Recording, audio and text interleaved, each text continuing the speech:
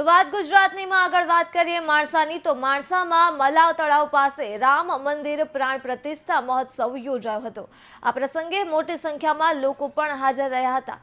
તો માણસા ખાતેથી આ માહિતી મળી છે, જ્યાં સંસ્થા દ્વારા સંતોનું ભાવભર્યું સ્વાગત અને સન્માન પણ કરવામાં આવ્યું। માણસાથી આ મામલો સામે આવ્યો છે, જ્યાં મલાવ તળાવ પાસે રામ મંદિર પ્રાણ પ્રતિષ્ઠા મહોત્સવ યોજાયો અને સમસ્ત માણસા તળપત પાટીદાર સમાજ દ્વારા ભક્તો અને મહંતોને સેવાઓ આપી ભોજન પ્રસાદ લઈ પ્રાણ પ્રતિષ્ઠા મહોત્સવની પૂર્ણાહુતિ કરવામાં આવી હતી।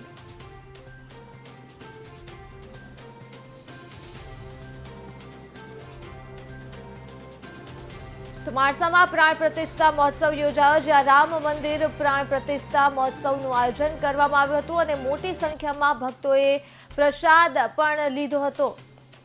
તો માણસાથી આ દ્રશ્યો સામે આવ્યા છે, જ્યાં પ્રાણ પ્રતિષ્ઠા મહોત્સવનું આયોજન કરવામાં આવ્યું હતું અને ભક્તો આ પ્રાણ પ્રતિષ્ઠા મહોત્સવમાં ભક્તિમાં લીન થયા હતા અને આ સાથે જ મોટી સંખ્યામાં લોકોએ પ્રસાદનો લાભ પણ લીધો હતો। માણસાની પાવન ધરા ઉપર શ્રી રામજી મંદિરનો પ્રાણ પ્રતિષ્ઠા મહામહોત્સવ તારીખ 19, 20, 21 શનિવાર, રવિવાર અને સોમવારના રોજ આપણે યોજે છે।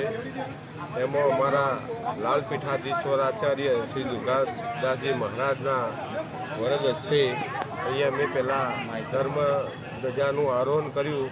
ત્યારબાદ અમારા જે કાર્ય છે આ પ્રાણ પ્રતિષ્ઠાનું તેનું અમે સ્ટાર્ટિંગ કરેલું। 19 તારીખે પરમ વંદનીય દિલીપદાસજી મહારાજ જગન્નાથ મંદિર અમદાવાદના અહીંયા ઉપસ્થિત રહી આશીર્વચન પાઠવેલા। એ દિવસે અહીંયા યજ્ઞ મંડપની અંદર મહારાજ શ્રી દ્વારા પૂજાવિધિ કરવામાં આવેલી। લાલજી મહારાજની ગાદી સાયલા ગાદીપતિ દુર્ગાદાસજી મહારાજ એમના સાનિધ્યમાં અને એમને પોતે માણસાની અંદર કીર્તિભાઈ શેઠની નિઃશુલ્ક જગ્યા આપેલી જગ્યામાં એમને પોતે રામજી મંદિર બનાવ્યું છે અને એની પ્રાણ પ્રતિષ્ઠા 19, 20, 21 તારીખે અહીંયા થઈ રહી છે અને ભવ્ય અહીંયા પ્રસંગ ઉજવાઈ રહ્યો છે। 3 દિવસ ગામે ગામથી લોકો પધારે છે અને અહીંયા બધાને જ પ્રસાદીનો લાભ આપવામાં આવે છે।